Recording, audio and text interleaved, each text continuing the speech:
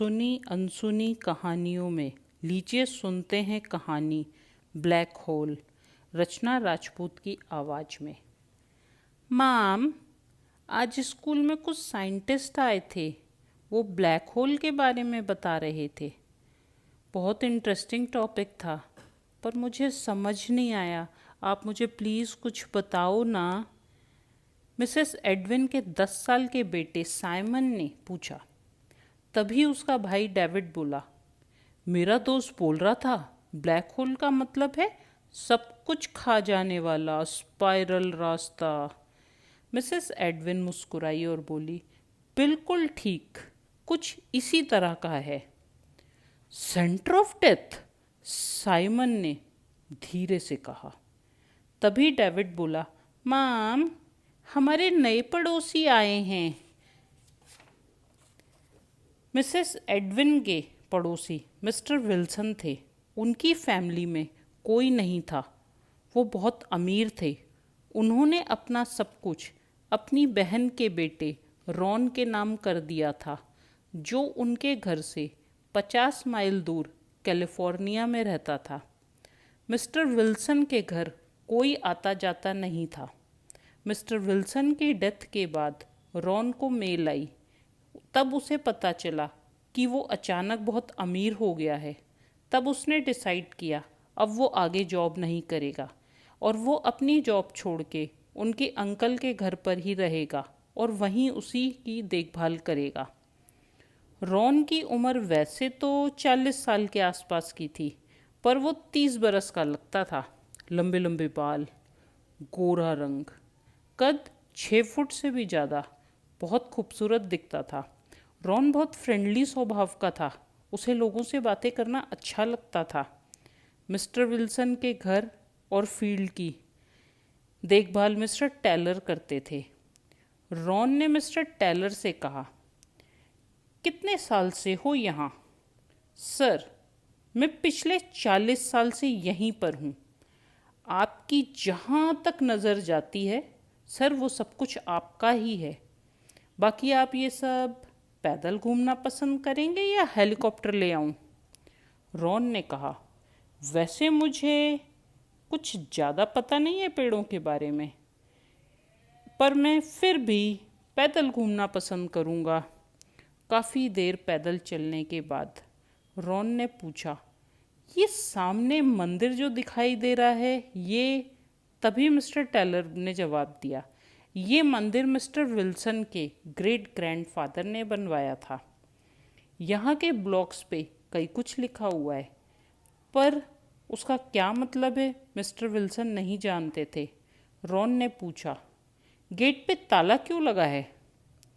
Mister Taylor ने जवाब दिया, सर, ये तो मैं नहीं जानता हूँ, पर ये जब से मैं यहाँ आया हूँ यहाँ ताला ही लगा हुआ है और मिस्टर विल्सन कभी इस गेट के उस पार नहीं गए। सामने मक्के की खेती होती थी, अब वहाँ पर कोई खेती नहीं वो करते हैं। उनके ग्रैंडफादर वहाँ पे मक्का बोते थे और कुछ पेड़ भी उन्होंने वहाँ लगाए थे। रॉन ने एक पेड़ की तरफ इशारा करते हुए पूछा, वो पेड़ देखो जो अकेला है, जिसका रंग पीला, हरा, लाल है, वो कौन सा पेड़ है? असली है क्या नकली है? मिस्टर टेलर बोले, सर, इसका जवाब तो मैं आपको बिल्कुल सही नहीं दे सकता, पर मुझे लगता है वो असली है। रॉन, चलो तो चल के देखें। सर, चाबी लेकर आता हूँ। पर मिस्टर विल्सन के फादर की डेथ के बाद वहाँ कभी कोई नहीं गया, इसलिए रॉन, वेरी इंटरेस्टिंग। पर उनकी डेथ कैसे हुई थी? मिस्टर टेलर, सर, ये तो मुझे नहीं पता। आज से 50 साल पहले उनकी डेथ हुई थी। जब मैं यहाँ नौकरी नहीं करता था तब यहाँ कोई और जॉब करता था। उनकी बॉडी किसी को नहीं मिली थी, इतना मुझे पता चला था। शायद कोई अनहोनी घटना हुई हो।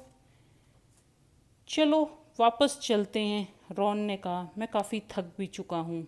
चाबी लेकर कल आएंगे। घर जाकर रॉन ने मिस्टर विल्सन के ग्रैंडफादर का कमरा देखा। वहाँ पर उनके कुछ किताबें, एक डायरी मिली। एक अलमारी भी वहाँ पड़ी थी, उसमें से एक रोशनी बाहर आ रही थी। रॉन ने अलमारी का ताला खोला तो देख के हैरान हो गया। पूरी अलमारी कीमती हीरे जवाहरात पत्थरों से भरी हुई थी, बहुत चमक रहे थे। अलमारी में एक डायरी भी थी। वो डायरी रॉन ने ले ली और अपने कमरे में चला गया। रात अपने कमरे में बाहर देख रहा था। पूरा चांद चमक रहा था। उसकी रोशनी से वो दूर दूर तक देख सकता था। रॉन ने देखा वो अजीब सा अद्भुत पेड़।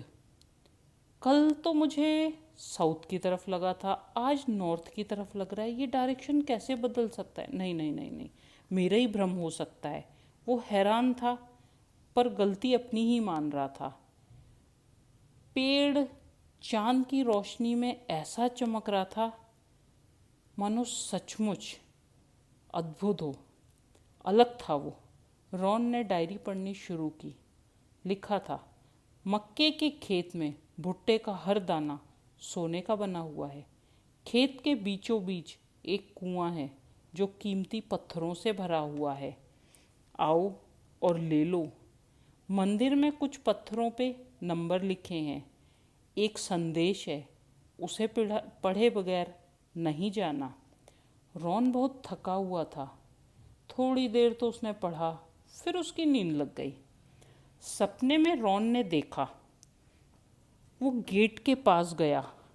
जैसे ही वो गेट के पास पहुंचा, वो अपने आप खुल गया। वो अंदर चला गया।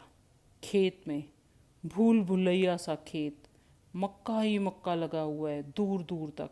वो कहाँ जा रहा है उसे नहीं पता, उसे रास्ता नहीं मिल रहा। हर मक्के का भुट्टा सोने का था, उसके दाने सोने के थे।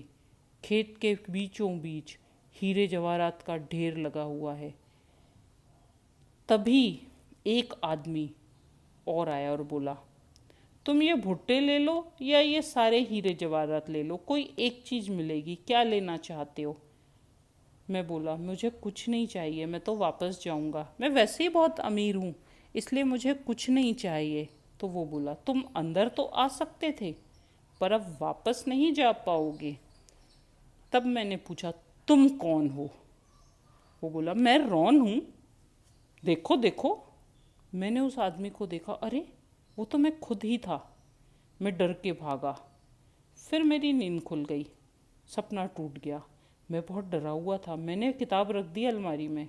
मैंने कहा, ना बाबा ना, इस किताब को पढ़ के बहुत अजीब सपना आता है, ये सपने मुझे डराते हैं, मैं नहीं और पढ़ूंगा। ये सोच के अगले दिन मैं फिर उस गेट के पास गया, पर जाने की अंदर हिम्मत ही नहीं हुई। जब मैं उसके पास जाता, ताला अपने आप खुल जाता। जैसे ही मैं दूर हटता, ताला बंद हो जाता। मुझे और डर लग रहा था। मैं सीधे मंदिर गया। अब मैं वहाँ रोज़ जाने लगा। मैं रोज़ मंदिर जाता, कई सारे ब्लॉक्स इकट्ठे करता, नंबर बनाता, जानने की कोशिश करता, पर मुझे पढ़ना नहीं आता था। पता नहीं कौन सी भाषा लिखी थी, उन अक्षरों से मुझे कोई संदेश नहीं बन रहा था। मैं अपनी डायरी ले जाता, रोज़ उसमें लिख के ले आता। मौसम बदला, स्नोफॉल शुरू हो गई, चारों तरफ बर्फ़ ही बर्फ़ थी। मेरा वहाँ जाना बंद हो गया। इन दौरान मेरी दोस्ती मेरे पड़ोसी डेविड से हो गई। वो बच्चा मुझे रोज़ मिलने लगा, हम बातें करने लगे। फिर मौसम बदला, मैं फिर वहाँ जाने लगा। मैं फिर रोज़ कोई नंबर बनाता और वापस आ जाता।